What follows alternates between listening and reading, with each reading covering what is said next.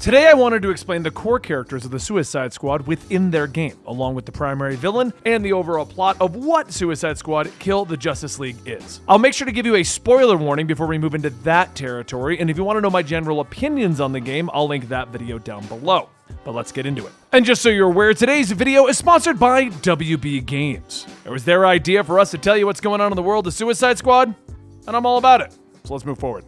Harley Quinn has been a part of the Arkham universe since the events of Arkham Asylum. Much like her animated and comic book origins, Harley Quinn was a gifted psychiatrist who was fascinated by the so-called supervillains of Gotham City and became infatuated with the Joker, eventually taking up the role of his lover and sidekick and calling herself Harley Quinn. During the Arkham Asylum event, it was Quinn who disabled security at Joker's signal, allowing his takeover of Arkham Asylum and trapping the likes of Batman, Commissioner Gordon, and the other Arkham security forces inside. Harley would then go on to kidnap Warden Sharp and use his security badge, and inform Batman that she was acting warden of the asylum while the Joker continued his plan. Harley would go on to capture Gordon and retreat to the medical facility, where she would keep Gordon tied up while enjoying some me time. Batman eventually arrived but was unable to reach Harley and Gordon, and Quinn informed him that he would have to find another way in.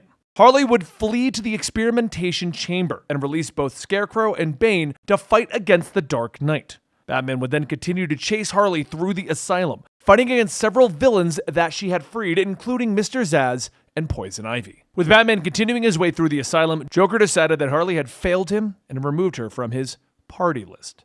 Angry at Batman, Harley would then finally confront him and is easily defeated, with Batman leaving her locked in a cell in Arkham. After the asylum is retaken, Harley was returned to her usual cell. Later, during the Arkham City event, it's revealed that many of the city inmates had become scared of Harley, admitting that she was just as crazy as the Joker, though most admitted to finding her attractive since they hadn't seen a woman in years. Batman would first track Harley to the church and then the medical center, where she was held up with several goons. After a brief fight, Harley would admit that the Joker is sick and dying from Titan's disease after the events of Arkham Asylum. Batman would track Harley to the steel mill, where he discovered that she was talking with the Joker, commenting on how good he looked. Batman would fight his way into the steel mill office and find a distraught Harley standing over the now apparently dead Joker. As Batman investigated the body, he was attacked by the real Joker from behind and was drugged. The Joker would laugh at Batman, falling for the fake Joker gag, and Harley approached Batman with a baseball bat, knocking him out.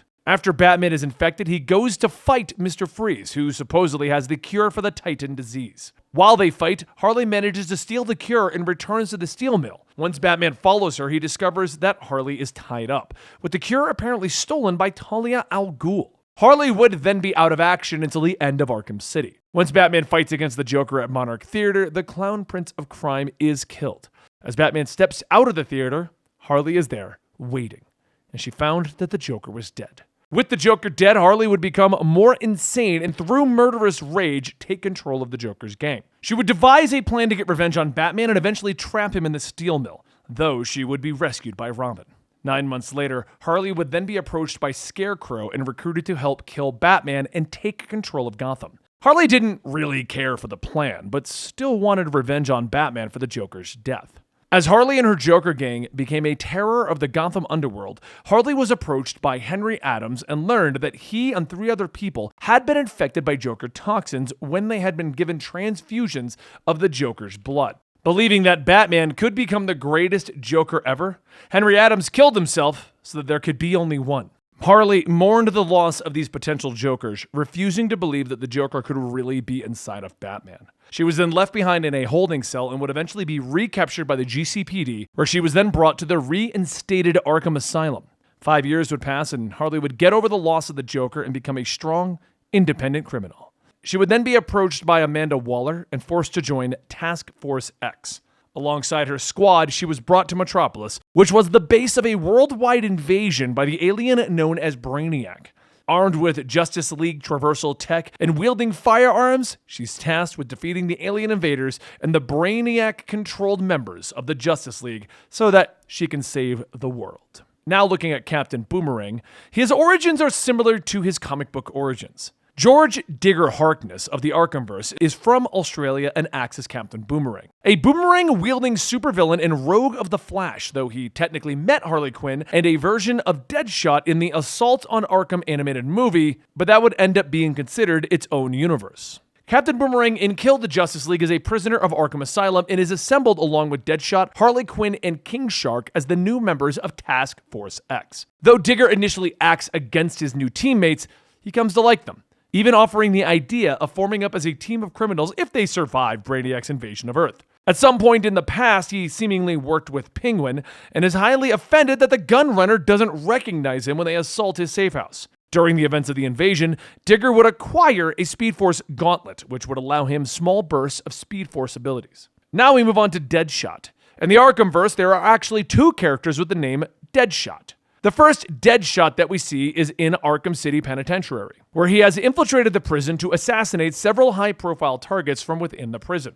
This Deadshot is tracked down and stopped by Batman. In reality, the Deadshot of the Arkhamverse first appears in Kill the Justice League, where it's revealed that the real Floyd Lawton was an international assassin who gave his life up when his daughter was born. The fake Deadshot took up Floyd's name and began to use the persona to gain renown. Floyd hunted down this fake Deadshot and engaged him in a massive gunfight, eventually shooting him in the head. John Stewart, the Green Lantern of Earth, would arrive and arrest Deadshot. Floyd would eventually be brought to Arkham Asylum, where it would be revealed to Floyd later that the fake Deadshot actually shared the same DNA as him. Is this an Elseworld situation? Eventually, Floyd would be approached by Amanda Waller and forcibly recruited to Task Force X to stop the invasion of the Earth by Brainiac. Although Deadshot is initially against working with the insane criminals of the Suicide Squad, he does come to trust them. He fights the alien invasion with a collection of firearms, a rocket pack that he stole from the Hall of Justice, and a lot of sass. And next up we have King Shark, also known as Nanaue. While King Shark does appear in the Assault on Arkham animated movie, again, this movie is kind of considered its own universe. Similar to the King Shark that appears in the main DC Comics universe, the King Shark that appears in Kill the Justice League is from Hawaii and named Nanaue.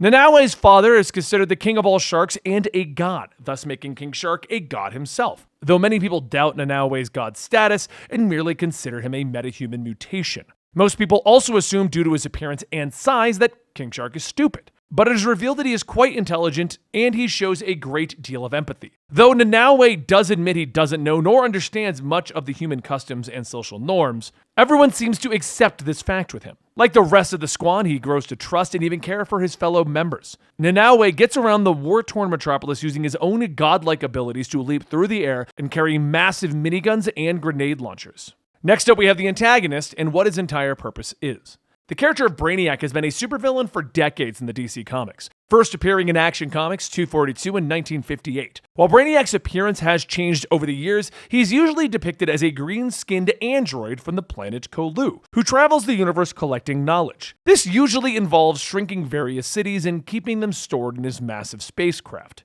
In the Arkhamverse, Brainiac arrives on Earth, beginning an invasion, starting with Metropolis during Justice League Day. He quickly captures and infects the members of the Justice League, controlling their minds and using them to lead his armies of infected and mechanical drones. At this point, we're going to be entering into spoiler territory, so be aware. It is later revealed that Brainiac plans on terraforming the Earth to create a new Colu, his destroyed homeworld. As the members of the Suicide Squad begin to fight against the Justice League and Brainiac's army, they're teleported to Earth 2, where they learn that Brainiac has already won his war on this planet and has begun to terraform it. When they return to Earth 1 and continue the fight, they eventually kill the final member of the Justice League, Superman. But their victory is short-lived, as they're captured by Brainiac, who is revealed to be a tall alien with strange biomechanical tendrils that extend from his body alongside his more normal humanoid limbs. Brainiac congratulates the squad on their victory, though he is surprised that they could defeat his Justice League. But Brainiac realizes that Task Force X is pure chaos and acts as a margin of error in the mathematical equation of his victory. So Brainiac decides that he will convert Task Force X so that he may study them and use them to further his invasion. Brainiac also reveals that he is invading the Earths across the Elseworlds multiverse, planning on making the new Colu a multiversal constant. But the squad is saved and teleported away by Lex Luthor of Earth 2, who reveals that there are actually 13 different Brainiacs throughout the multiverse who are all conquering these different Elseworlds. Task Force X then gears up and confronts Brainiac once more. who now reveals his ability to transform his body into one of the beings that he has converted. He takes on the abilities of the Flash, who the squad has already defeated at this time.